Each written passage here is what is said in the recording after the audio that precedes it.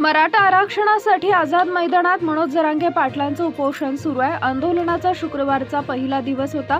पहिल्याच दिवशी मुंबईत मराठा आंदोलकांची तारांबळ झाली, कारण खाऊगल्ल्या बंद होत्या, सार्वजनिक पिण्याच्या पाण्याची व्यवस्था बंद करण्यात आलेली होती, टॉयलेट्सला टाळे ठोकलेले होते। त्यामुळे सायंकाळी मनोज जरांगे पाटलांनी सरकारविरोधात संताप व्यक्त केला होता।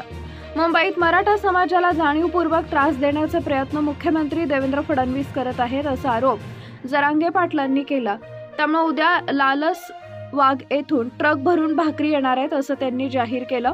याचा आणखी परिणाम झाला आणि महाराष्ट्र भरून गाड्या भरून मदत येऊ लागली आहे। सोशल मीडियात लोक आजच्या मदतीबद्दल पोस्ट करत आहेत। कुणी 5000 पाण्याच्या बॉटल्स देत आहे, तर कुणी भाकरी चपात्या पाठवत आहे।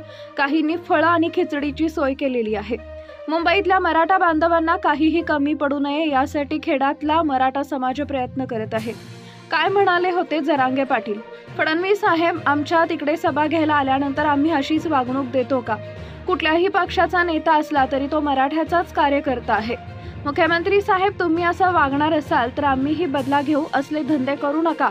आपल्याकडे पाहुणे आल्यानंतर आपण पाणी देतो, पण तुम्ही जाणीवपूर्वक हाल करत आहात, असा आरोप जरांगे पाटलांनी केलाय। ते पुढे म्हणाले होते की मी रस्ते रिकामा करा म्हटलो होतो, पण मुंबईतून माघारी जा असं गैरसमजाचे मेसेज फिरवले गेले। आमच्या पोरांना त्रास देण्याचं काम सुरू आहे। आमची लोक माजलेली नाहीत, त्यांचं कष्ट करून कंबरडं मोडलं। त्यामुळे आमच्या लेकरांना उपाशी मारू नकात। इथं आलेले आमचे सगळे सोयरे आहेत, तुमचेही महाराष्ट्रात सगळे सोयरे असतील, त्यामुळे तुमच्या बुद्धीत बदल करा।